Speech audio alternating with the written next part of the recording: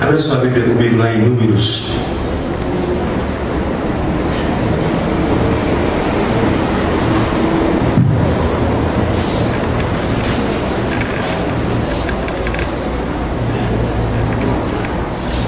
Números capítulo 14. Os irmãos que estão nos visitando pela primeira vez, que não trouxe Bíblia, ou de repente algum irmão que esqueceu a sua Bíblia, os obreiros vai estar ajudando. Em nome de Jesus.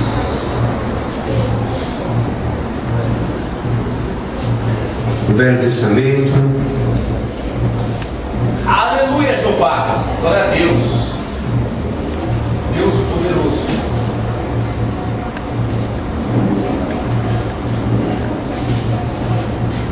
Aleluia.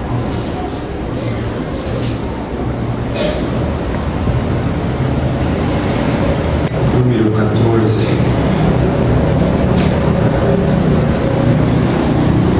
Nós vamos ver o versículo 3 e 8, do 3 ao 8.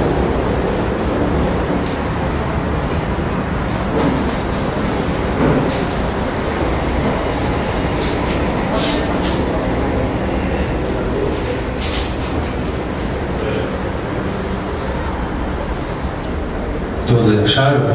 Amém.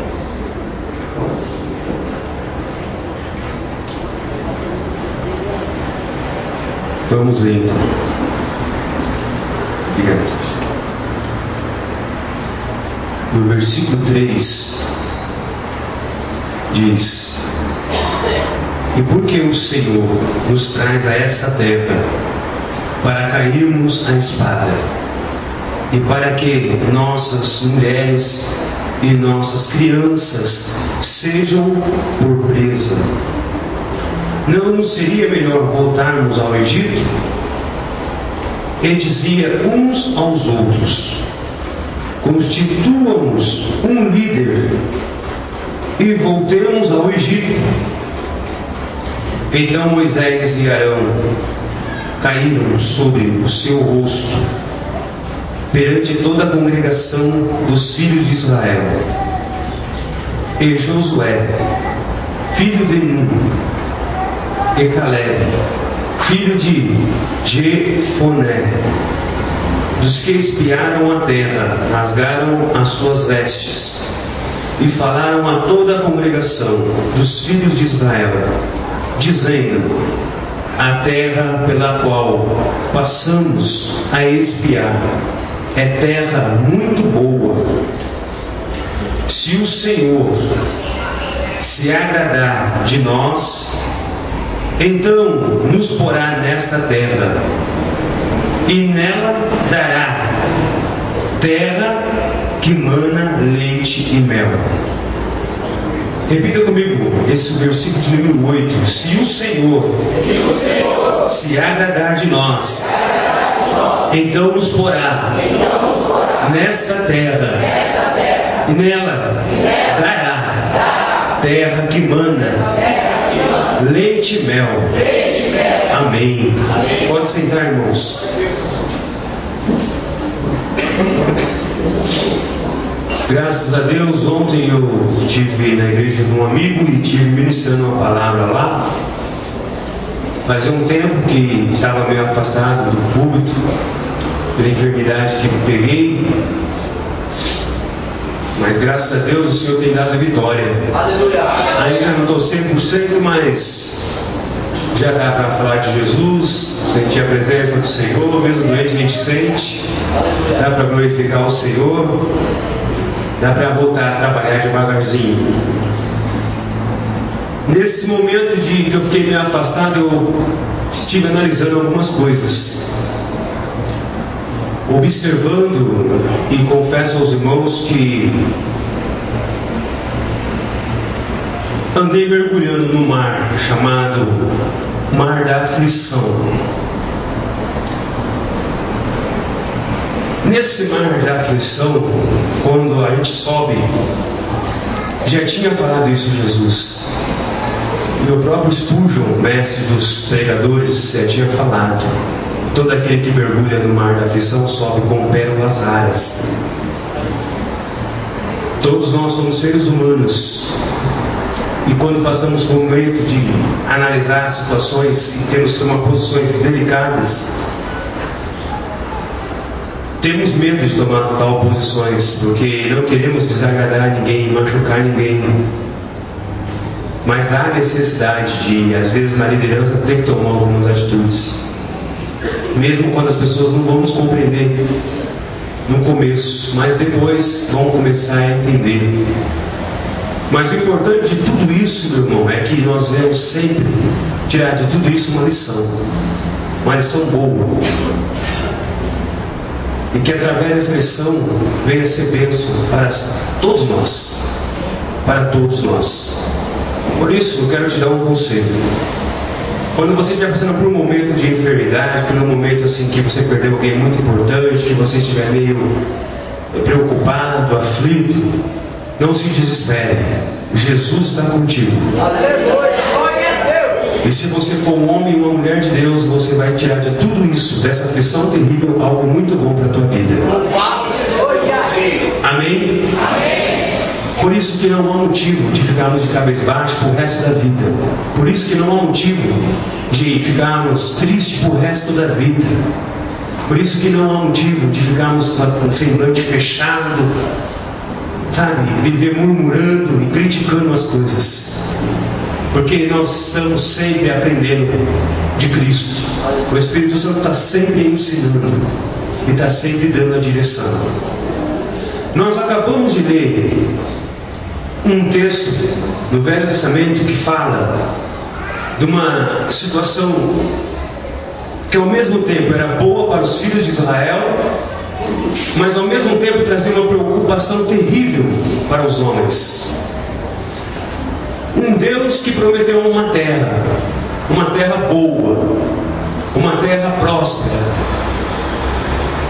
mas agora eles estavam diante de tomar posse dessa bênção, mas eles precisavam enfrentar vários guerreiros, várias situações. E uma das primeiras situações de dificuldade na vida de Israel, todos eles começaram a se desesperar e a chorar. Todos eles entraram em aflições, porque perceberam que estava tão perto da bênção, mas ao mesmo tempo estava tão longe. Como iriam possuir essa terra? Como iria entrar nessa terra que Deus prometeu? Se lá tinha um obstáculo terrível, e não era apenas alguns, eram vários obstáculos. Deus coloca no coração de Moisés, para que Moisés então envie alguns espias para estar olhando o que tem na terra de bom. E eles foram e começaram a olhar e observar, e viram que a terra realmente era boa, porque quando Deus ele fala que é bom tal coisa, pode acreditar em Deus, irmãos. Glória a Deus, é verdade. Mas isso era uma estratégia que Deus estava dando para o povo de Israel.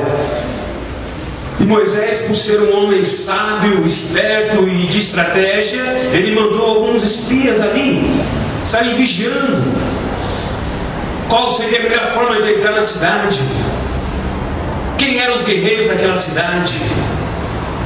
Então eles estavam se preparando para entrar em batalha. Quando nós estamos nos preparando para guerrear, irmãos, nós temos que estar pronto para atacar, e prontos, preparados também para ser atacados. O mal de muitos irmãos é que pensam que só vai atacar, e não vai ter nenhuma retaliação sobre a sua vida. E muitos acabam caindo, porque não entendem, não monta estratégia, não se prepara para a luta. E aí quando está no meio da luta, percebe que o adversário é bem forte, que não era tão fraco assim como ele pensava que era. E de repente muitos fogem, porque se não fugir, vai morrer. Diferente de nós que servimos ao Senhor, porque a Bíblia diz para nós resistirmos o diabo. E não é nós que vamos correr, mas é Ele que corre. Porque nós temos estratégia e sabemos quem é o nosso adversário. Por isso não vamos de qualquer jeito guerrear com ele. Não vamos de qualquer maneira, nos preparamos primeiro para isso. E mesmo assim preparada, há retaliações. Há muitas coisas que acontecem, mas louvado é o nome de Deus, de Cristo Jesus e do Espírito Santo, que tem dado vitória ao seu povo. Moisés estava preparado para entrar naquela terra prometida. Moisés estava certo, começou a olhar, mandar os espias, estava corretíssimo. Mas quando chegou os espias, meu irmão, os espias, toda a congregação se reuniu e todos eles queriam ouvir dos espias. O que será que eles vão trazer para nós? E eles começaram a falar: a terra realmente é boa, a terra realmente mana leite e mel, como Deus falou a Moisés. Só que a terra tem gigantes, filho de Enax. A terra está cheia de guerreiros de outras nações poderosas. A congregação começou a ouvir isso e começou a se abalar, começou a ficar desesperados. Meu Deus, a bênção está tão perto, mas como vamos conseguir tomar posse dessa bênção? Como vamos conseguir? Puxa vida, Deus tirou a gente do Egito, tantos anos aqui de deserto, de dificuldade, e agora pertinho da bênção não vamos conseguir concretizar esse sonho nosso. E começaram a chorar. Até Moisés rasgou a sua veste com o seu irmão Arão, se colocaram em terra e começaram a chorar, irmãos. Começaram a chorar. Há momentos que nós olhamos para situações e pensamos: não tem mais jeito, não tem mais jeito, está difícil o negócio. Eu andei observando algumas coisas na igreja e comecei a olhar e ver: meu Deus, o que eu vou fazer com essa situação? Tem coisas que não estão corretas, não está me agradando. E aí, Senhor, me dá estratégia. E há situações particulares que observamos e encontramos que há tanta dificuldade, e olhamos para todos os lados e não encontramos jeito. O único jeito é confiar totalmente no Senhor e deixar Deus trabalhar. E ao mesmo tempo nos colocarmos na situação de nos sossegarmos, tirar toda a ansiedade do coração e verdadeiramente esperar em Deus. Isso diante de uma enfermidade, isso diante de um parente que faleceu, que partiu, isso diante de um casamento problemático, isso diante de filhos com situações delicadas, diante do trabalho, dos negócios, da saúde, de tudo. Repita comigo: o segredo é confiar no Deus vivo, o Deus que faz milagre, Deus que faz aquilo que o homem não pode fazer. Olha para o seu irmão e diga: esse é o segredo.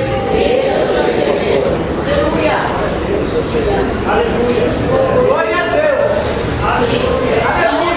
Dois homens se levantaram, meu irmão, e começaram a falar: irmãos, por que vocês estão chorando? Estão aí desesperados, estão aflitos? Cadê a fé de vocês? Cadê a coragem, irmãos? Nós somos filhos do Deus Altíssimo.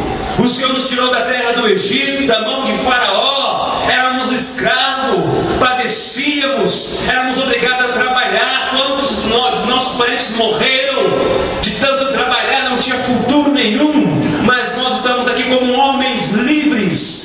Não estamos mais como homens escravos, homens livres. E estamos diante de uma situação, talvez para vocês que estão chorando, Josué falando, Caleb falando, diante dessa situação, todos vocês estão desesperados, aflitos, amargurados, chorando, querendo voltar para o Egito. Mas cadê a fé de vocês, irmãos? Cadê a fé de vocês, irmãs? Cadê a ousadia da parte de Deus, irmãos? Cadê a coragem do servo de tomar posse da bênção, mesmo quando tem dificuldade? Porque vocês estão assim? Erga a cabeça de vocês, porque Deus foi que falou que a terra é nossa.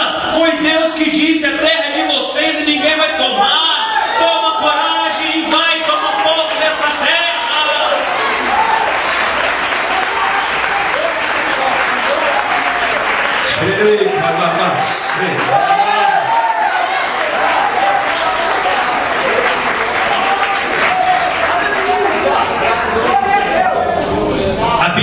diz que com essa palavra desses dois homens, então eles tomaram ousadia e começaram então a invadir alguns lugares, começaram a guerrear com algumas nações, e a Bíblia então começa a mostrar algumas vitórias do povo de Israel, e Deus então começa a trabalhar neste povo, e o povo começa a perceber que era possível de entrar, que era possível de tomar a posse. A Bíblia Sagrada fala de um homem, aleluia, chamado Og, rei de Bazã. Este homem, ele tinha 9 côvados, meu irmão, de comprimento e 4 côvados de largura. Cada côvado, meu irmão, ele é medido com a palma da mão. Um côvado é como se fosse 2 palmos da mão de um homem, de 45 centímetros a 45 a 50 centímetros. Então, fazendo uma conta, este rei chamado Og, rei de Bazã, ele tinha 4 metros de altura e mais ou menos 60 centímetros, e só de largura ele tinha quase 2 metros de largura. Era um homem mais ou menos o tamanho, aleluia, dessa viga aqui até o chão. A Bíblia diz que a sua cama era de ferro. Ele é conhecido como o maior homem da Bíblia Sagrada. Alguns pensam que é Golias. Não é Golias, é este homem que eu estou falando. Quando os espias foram lá e viram o rei de Og, rei de Bazã, quando viram o tamanho desse homem, ficaram com medo, obviamente. Quando você vê um pequenininho, baixinho, isso aí dá pra mim encarar. Agora, quando você vê um camarada que quase 4 metros de altura, um gigante, meu Deus do céu, ei! Pega ele! Ou tem que chamar uns 3 ou 4 irmãos.